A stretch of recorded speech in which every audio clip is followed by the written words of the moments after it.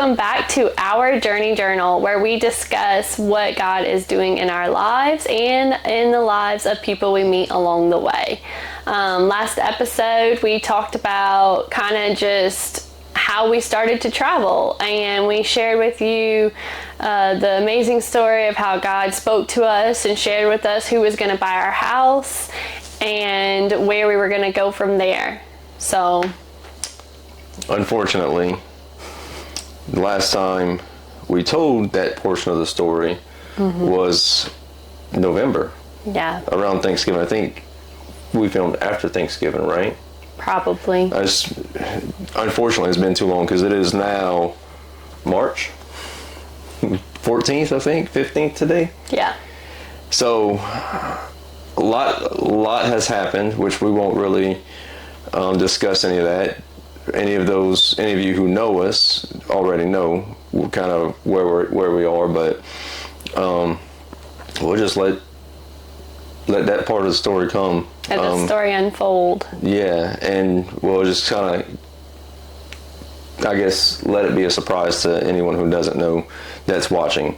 One thing that did change is the table is over there in the camper now, and we got these super cute little chairs. Yes, and they're actually really really comfortable too. Yeah. What's not comfortable is it's pretty hot in here because I had the AC on, but I had to kick it off because if you know anything about campers, they're loud. Yeah. So she's perfectly comfortable, which means that I'm at the verge of sweating. Yes. I'm extremely cold-natured, and he's extremely hot-natured. And our daughter is extremely hot-natured. So I'll be like bundled up on the couch, full robe, blankets, everything, and they're like in shorts and a t-shirt. Plus 3 sweatshirts, fuzzy socks that you can't see in the camera right now. Go ahead and blast her on the camera.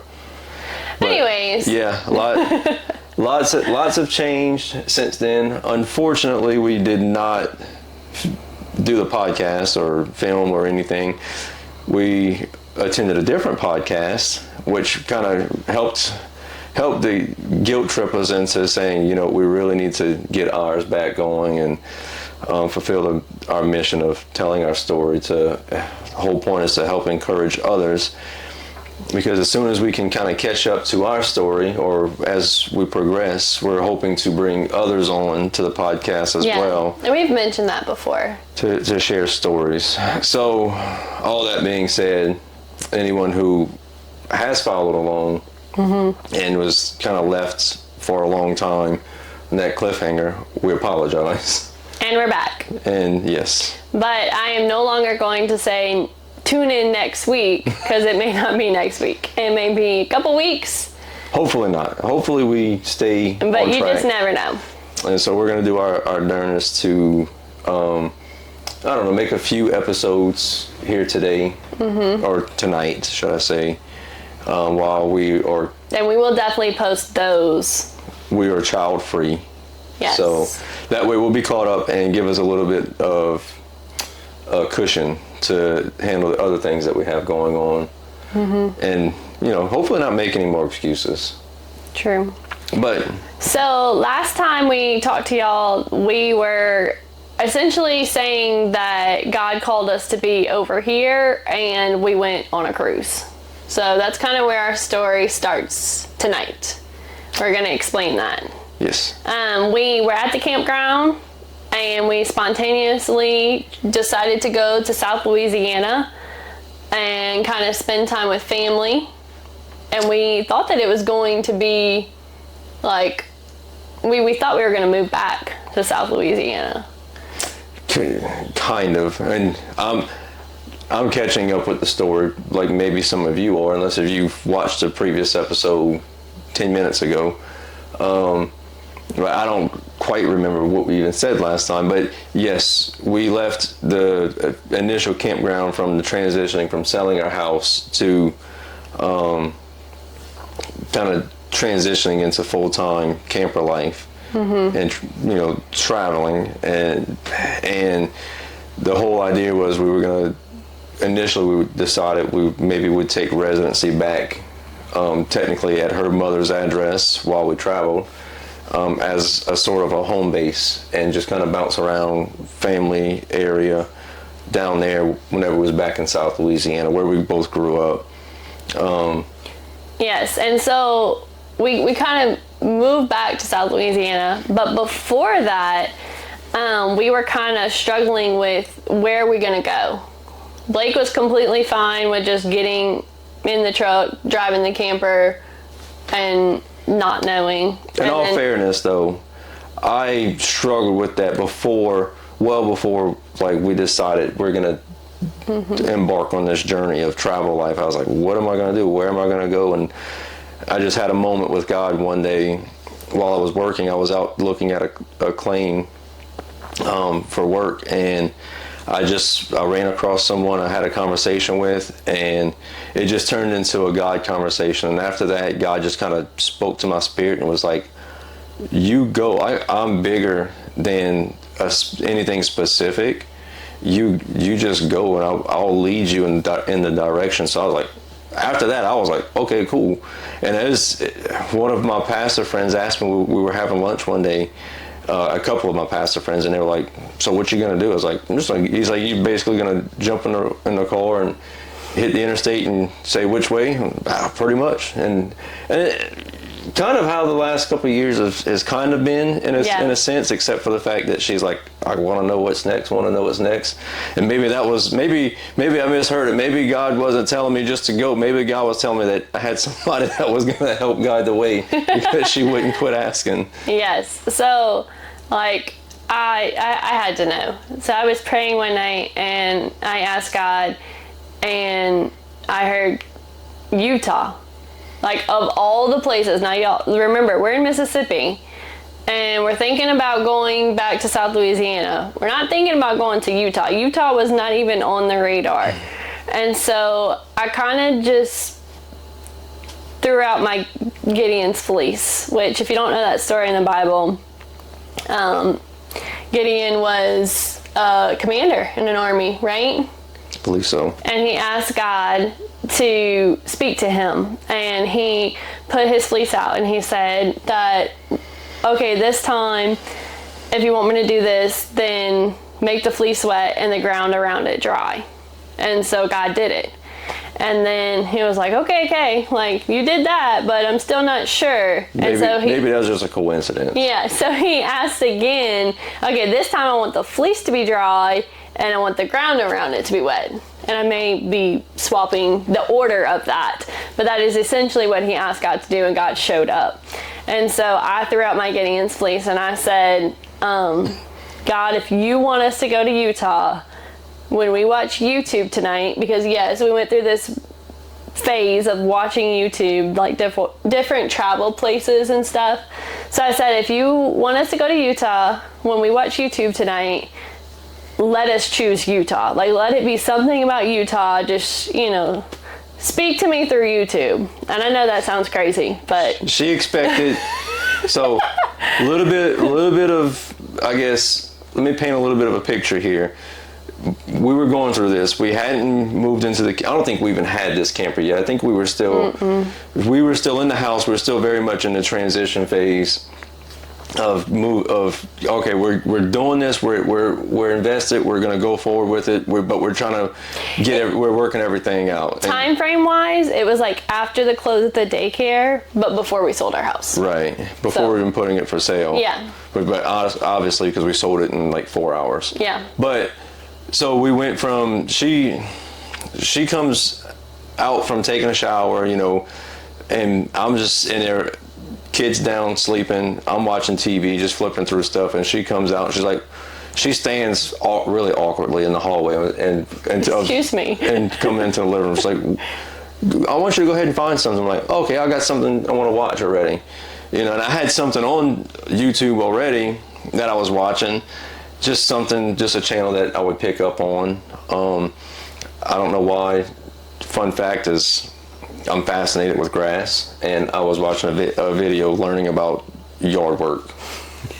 So, no judgment, but so she sits down and she keeps on like just being really weird. I'll find something. I'm like, well, what about this? And I found a video of a guy It's called The Day Tripper.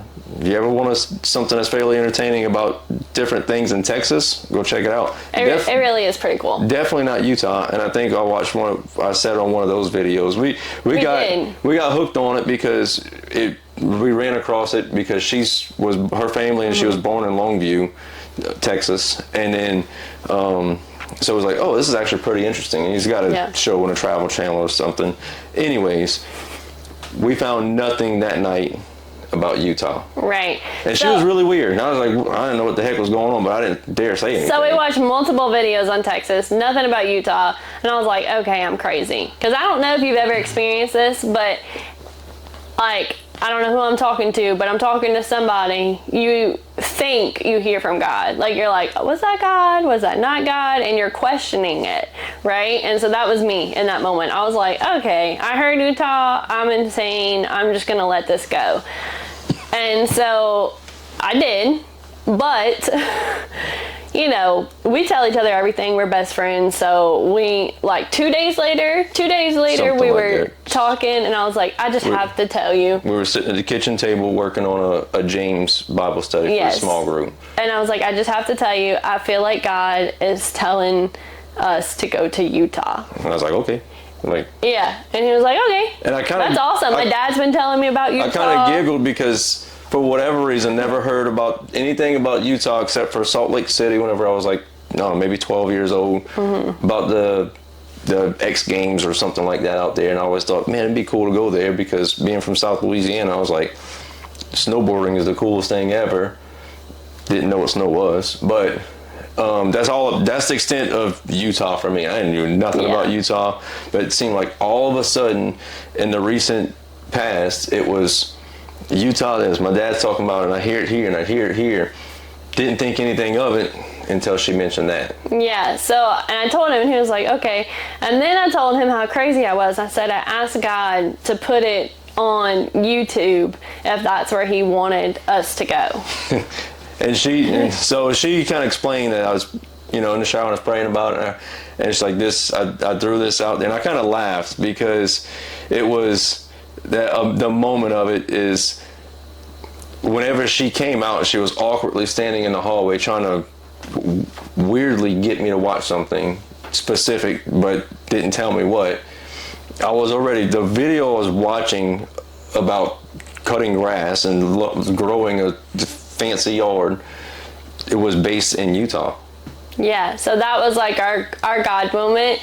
And I just think it's so funny because sometimes God speaks to us in the craziest ways. And you will see as we go on through our story that like he just continues to talk to us and speak to us. So I was like, oh my goodness, well, like that has to mean something. But you know me, I was like, that may be coincidence.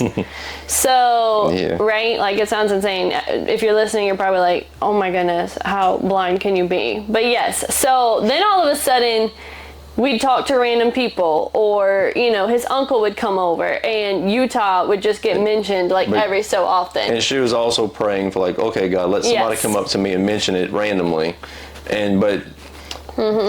So people were mentioning it randomly, and we hadn't told anybody this at the time. We was wouldn't dare tell nobody that. I didn't want to tell anybody because I wanted to make sure that essentially it was coming from God. So I was didn't want to sound crazy either. And I didn't want to sound crazy either because this was something very specific that I was asking for an answered prayer for. So fast forward. Well, so yes, people was asking. It's like aunt, uncle, different people we know kind of start mentioning it, and then we're like, nah, they're randomly mentioning it, but they're not random. They know us, so maybe they know somehow or something. Because I think we might have told one person or something. Right. But it was like, that's not random enough. So we just keep on going, looking for signs, and it just keeps on popping up everywhere. Kind of the God echo, if you've ever heard of that. Yeah. And then, in the meantime, we're like, okay, we're at this point. I'm like, we're just gonna go. Like, what's the big deal? But still want that confirmation of, okay, God was gonna speak to us. So in the meantime, we eventually buy this camper. We sell the one that we had. and we bought this camper, and then we took our first trip in it while we still had the house, and we drove from in Hattiesburg or Petal, Mississippi, where we live, and we went out to Quitman, Texas, Lake Fork, to go fishing with her uncle and her dad and sister and brother-in-law. We all went, but we took our camper there, and we just first time we pulled in this big old thing, and so we don't want to make it all in one trip. It's super nerve-wracking too. So we drove it, and we stopped in Monroe, Louisiana, at a wine vineyard. Yes. Called Landry's Wine Vineyard. It was a beautiful place. Yes, if you've never been there, highly recommend it. And it was just so an beautiful overnight stay where we ran a generator for the night and stuff. Funny thing is, we drive up, and this is height of all the political stuff going on, and we drive up and I see Oregon license plates. I'm like, oh boy, here we go. Hopefully we don't have any trouble, because if you're from Oregon, no offense, we think you got a lot of this stuff that was kind of going on up in that portion of the country, and it's like, us being from the South, we were a little apprehensive. Yes. Spoiler alert, that family was probably more conservative than we are. Yes, and they were super great people. Wonderful. Unless there was secret serial killers, I don't know. We don't know. But they seem very nice, very genuine. We got along phenomenally with them, and not to say that we wouldn't have gotten along with someone who was on the liberal side, because we love everybody, and we don't mean that in any kind of condescending way. It was truly genuine about it, and we try to be easy to get along with. Anyway, side note. So we struck up a conversation with them about how we were now full-timers, and we were traveling, and we're trying to figure out where to go. Just the talk that you do in camper life with full-timers. It's always where have you been? Where do you want to go? And so they were telling us all these places. And so they were talking about different places, and we wrote them down and everything. And then they were like, oh, but Utah is so pretty. And we so just kind of looked at each other. Yeah, so as she's saying that, I was just kind of okay, we keep hearing Utah. Well, right at that time, Ellie wanted some water. So she was like, Mom, go get me some water. I go into the camper, I get her water, I bring it out, and the lady grabs me by the arm, looks at me dead in the face, and goes, if you want to see God, go to Utah. And I about fell out. I held my composure because I'm standing with a stranger, and I didn't want her to think I was weird. I was in their camper with the husband talking to him. He had no idea. And that was just the moment that I was like, okay, God, I hear you. You've said it so many times, and I'm so sorry for not listening. I hear you. And we actually still have the paper where she wrote on it, if you want to see God, or if something, it says something like that. Something about. I think it's just, she wrote 5 parks in Utah really big, underlined it and circled it, and just because she came back, the wife came back into the camper. I was talking to the husband, and she's like, I just told your wife, y'all have to go to Utah. I don't know why y'all just because she had mentioned it before, but it's like she brought it up again after the 40 minutes of conversation that we had. And then she came back and ultra reinforced it to me. You ain't gotta tell me. You told me it was beautiful. That sounds good. I'll roll. So I know what you're thinking. You're like, okay, so you're supposed to be going to Utah. Why'd you go to Mexico on a cruise? And that's probably our story of fear. We went to South Louisiana after that. Yeah, so I know we're all over the place. We are. Hopefully not too hard to keep up with. So in that time, we go through the rest of the process. We sell the house. We move for a few weeks into the local state park here in Hattiesburg. And then we leave. We realized that the fridge isn't working in our camper, and we didn't have any place to stay because it was 4th of July, and there was literally no campgrounds for us to stay at. So it was like, if we put the camper in the shop, stayed with her mom for a little while. Shoot, they kept the camper for 2 months trying to fix it. If you have a camper, ever bought a brand new camper, and have had to get service work done at a dealership, you know exactly what we're talking about. If you don't, go to YouTube, you'll find people complaining about it. Doesn't matter which dealership. It's terrible. It's not. I don't really think it's on them. It's the industry. I'll say it's the industry of the repair side. But our camper was in the shop for like 2 months while we're living at my mom's. Waiting on parts, waiting on approval from the manufacturer. It's just with our 2 dogs, our kid, and our cat. Yeah, at my mom's. Which it was fun. She's got a nice house, and it was really actually really great being able to spend time with her and be there. It gave me a chance to fix a few things. Yeah. But so we were there for that period of time, and I think because we left. So about that 2 month frame, we went and picked up our camper, came back, and then like a week later, I think we went on a cruise. We deserve this. We're about to move in a camper, start traveling the country, but somehow we deserve a vacation, just the 2 of us. It really was a perfect opportunity because my mom was like, "I'll keep the dog and Ellie." Yeah. And I think she actually bounced around between all the grandparents, so it was great. I think Millie bounced around with Ellie, so that was awesome. So time frame, that was in September. So then now the holidays are coming up. So we got October, November, Thanksgiving, and we got to worry about snow and December. All this stuff. And that was one of my concerns. I was like, because talking about the fear, I was concerned about the weather because I remember that year. Because she was like, "We need to go." I'm like, "We can't drive this camper. I don't know how to drive it in the snow as it is. I barely know how to. I've pulled boats and things all my life. I've never pulled anything 43 feet and 13 feet tall. Yeah. So I'm like, I don't know. And then I definitely don't want to hit snow out there, and I don't want to just. It's gonna take us a while because we're gonna travel like a week or 2 at a time because I got to work throughout the week, and I can only travel on a Saturday or Sunday or something. Every time. So it was like all kind of excuses as to not go, and then I was like, but she's over here like, okay, God, she prays about it, and then I'm just gonna say it because even if it sound like we're crazy, but. She's like, all right, I've been praying about it, and then God, just like God was speaking to me, He said it's going to be a late winter. I'm like, I don't think either one, God ain't talking to you, or 2, God don't know what He's talking about because the weatherman said it's going to be an early winter. It's going to be a very long, harsh winter. Yeah. And specifically talking about they're going to get hammered with snow early on and for a long time. So. And then, like you said, the holidays were coming up. So the holidays come, from July to December. So we go on a cruise in September, we come back, then it's the holidays. So there's just all these excuses of we can't go to Utah now because it's Thanksgiving, and we can't go to Utah now because it's Christmas and New Year's. So you just keep making up excuses. Then we were worried about the snow. And so finally it got to a point, if you want to share your dream, it got to a point for me where I was just...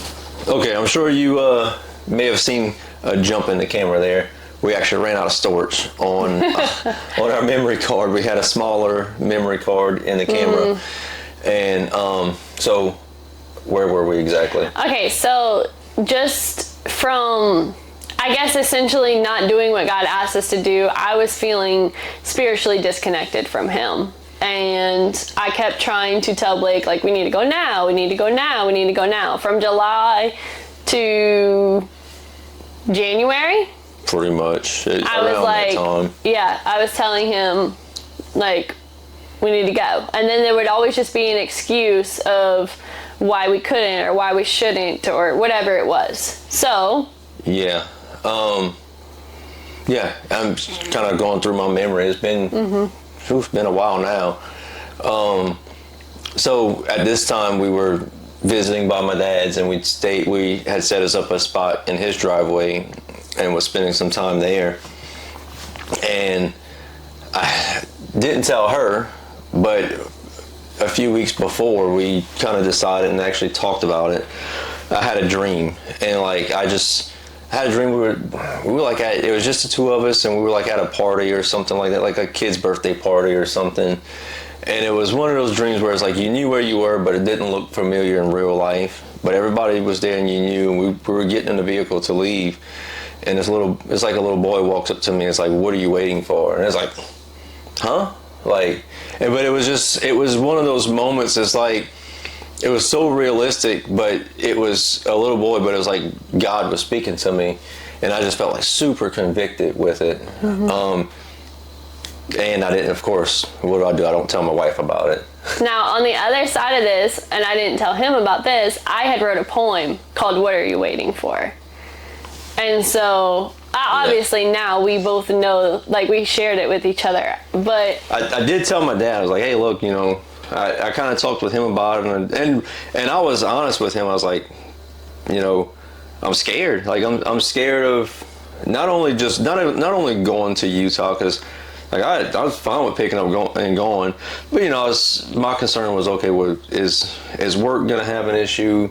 Maybe does my IP address ping different? You guys just come up with ridiculous reasons as to why maybe we shouldn't. Time zone might affect my work or something like that, and it was just nonsense reasons is what it was for those. But then the other reason was like, God's got something in store for my life, and it's like the enemy was just placing this fear over me, as like, if I'm not worthy of fulfilling any kind of a plan or anything that God's got for me. And it's like the fear of what God could do through me is probably what scared me the most. Yeah. I think it's because Utah was just such an unknown place. Like, we didn't know anything about it. Of course, we started like researching it and looking at like the national parks, which they are absolutely gorgeous, but like we were just more like the uncertainty of like what God was trying to do with, like, through us to go to Utah. Yeah, and of course we're thinking, it's going to be something crazy. Maybe he wants us to plant a church or something. Yeah, something crazy. We're so insane, which that'll be a different part of the story. Yeah. But, from that, I feel guilty enough and I feel convicted enough to tell her. As I think I think you're right. I think we should go now. Now figure, this is January. This is around Christmas that I have this dream, and then we go through Christmas, and we still have like one more Christmas, which was actually on New Year's Day with her dad and sister, and so it was like talking about this the week before, and it was like, I think we should go. And we're checking the weather and stuff, and like, weather's nice, and I was like, we can't take the camper because it's January. We're not going to drive out there that fast. We have to make some ground. So I got some vacation time. Why don't we just pick up and just drive out there? Leave Ellie behind. That was pretty tough because, except for the cruise for, I think, 4 days and 3 nights or whatever it was, that was the only time we ever left Ellie. And so now we're talking about leaving for a week and then driving 28 hours away from her. Not that going to Mexico was any closer, obviously. No, yeah. But it was like, what, we're gonna do it. And was, as the extreme person that I am, I guess, was like, we'll go with no plan, nowhere to stay, but I'll make us a bed in the back of your 4Runner. Yes. And she was like, absolutely not. I can't sleep. We can't sleep in the back of the car. Now, whenever I made this bed, you gotta admit, it wasn't terrible. It's pretty cool. They've come a long way with these little backpack and air mattresses, and I got us a 0 degrees. He set us up. He built like a little what's that called? Plywood. Yeah, it's like a little basically platform. Because the seats, when you lay them down, they had an incline to them, so it's like, I can't sleep like that. I wanted everything perfectly flat, so I flattened it out. Put a 3-inch air mattress in there, which was really comfortable. So let's just go ahead and talk about the weather. The weather was supposed to be like 30s and 50s, right? Mm-hmm. It was supposed to be like beautiful weather. Well, when did we decide to finally commit and go to Utah? Well, it was whenever we could, which was the weekend. We left the weekend after Christmas, so we can utilize our Friday. But yes, it went from lows in the 30s. And highs in the 50s and 60s during the day to a blizzard. We drove from Houma, Louisiana to Shreveport and slept at the rest area of Texas, just outside of Shreveport, Louisiana, and drove from Texas state line all the way to the Arizona state. So we drove through Texas and New Mexico into Arizona in one day. Yeah. Slept in the back of the car those 2 nights, and then woke up that Sunday. Yeah, because we woke up Sunday morning in Arizona. And it was snowing. It was snowing. And we were like, and we were in the back of a car. We're following the GPS. And I'm like, well, it's snowing, but if we stay on the interstate, we should be fine. Well, she was like, oh, the GPS says take this route, and it's going to knock 3 hours off of our time. Mm-hmm. So we were supposed to get there like in 6 hours. Well, we drove through an Indian reservation, which, we don't really have a whole lot of experience with that. If you don't know anything about it, there's nothing, almost nothing on Indian reservations. There's a house every so often, just very. And remember, there's a blizzard. Like, it's snowing. Like, we can't see. We're my 4Runner, which is not 4-wheel drive. We have no experience driving in snow. First time we go to take a turn, I hit the brakes a little too hard, and we slide sideways, almost into a ditch. Yeah. Thankfully, there was a truck like right behind us. They almost slid into us too. I think the whole time. Oh man, I don't think we ever sang praise and worship songs in our life like that. Praying we out meant loud. them too. I mean, we were going up for so long in this snow, and he looks at me and he says, "We've been going up for a long time. You know we're gonna have to go down." And I mean, right about that time, when you're like looking at a mountain, it has like the guardrail on the side, and it's just like, just a straight shot down. Would have been a beautiful view had we could have seen. Oh my goodness. It was snowing so hard we didn't have but 100 yards of visibility maybe. Yes. Just far enough to see that there was a cliff there and a guardrail. So we drove down. It was terrifying. I don't think I broke 10 mile an hour going down. I put it in first gear in your 4Runner and just creeped on down. We did eventually make it out of there 3 hours later into civilization and stopped at a gas station. Mm-hmm. And then we decided that night that we were going to actually get like a cabin. Well, you decided on coming into Arizona. You was like, I'm not sleeping in the back of this car again. Yeah. I want to sleep. Now, I know this sounds bad because you're like, oh, you sleep in the back of the car, you're dirty people. No. I convinced her to take a shower at a truck stop. Yes, we stopped at Love's. If you ever have to, you're traveling, it's actually really nice. It is actually really nice. Like, nicer than some hotels. So, that's just a little side note. Anyways. We're not dirty people. No. Gosh, no. But, so she was like, it's cold. We're going to wake up, it's snowing. I'm getting us something. So, she finds a cabin in Zion National Park. Mm-hmm. It was called... Zion... Ponderosa, I think. Something Rosa. Anyways, it was beautiful Absolutely. And gorgeous, and because it was January, the rates were like super cheap. We got a cabin for like $60. Like, it was... It's like it was a very nice cabin. It was like a resort. Food was phenomenal. Yeah. Great burger. But we woke up, her defense, it was 9 degrees that Monday morning when we woke up over there. Okay, and let's go through this. We had no snow clothes. Like, we had no boots. We had some pants, but not... No jackets. They don't sell that stuff in the South. Yeah. I mean... So, it was... Yes. So, but anyways, we took that drive. It was supposed to be about a 6-hour drive. I think it was 9.5. Mm-hmm. Our intention was to get there, because we left like, I don't know, 5:30, 6 o'clock in the morning from the rest area. Yeah. Our plan was to get there, and we were going to check in and then go ride into the town and kind of just see what everything was. We were so exhausted from just clenching onto the steering wheel and that handle and the seat, and it was just like everything was sore. The whole body was sore from just being tense. But I tell you what, I don't remember what worship song we were singing. We were singing it, and we were like, "Okay, God, you didn't bring us all the way out here just to let us die on the side of the mountain, make our kid an orphan." But we made it, and we have a really cool story because of it. A really cool story. It was talk about all that fear that we were fearing before didn't mean nothing in that moment, just because. I mean, we could have slid off the road. We'd have been stuck there until it stopped snowing and somebody came by and found us. Good thing is, me being prepared, I had like 12 MREs, a 36 bottle case of water. We had a full tank of gas. We had a Jackery with a heating blanket in a sub-zero sleeping bag.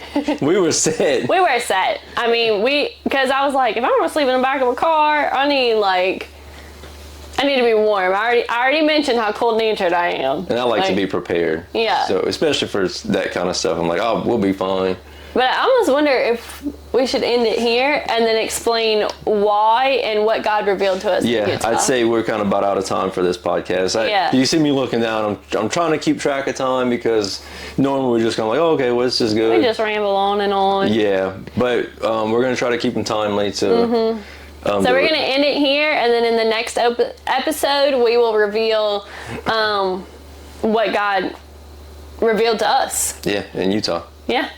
So, not what we thought. I'll just go ahead and say that. And that'll be a theme throughout all of our stories. Pretty much. So, it's always what you least expect. Your ways are not my ways. Your thoughts are not my thoughts. Yeah, absolutely. So, we like to learn the lesson the hard way. Yeah. So, until next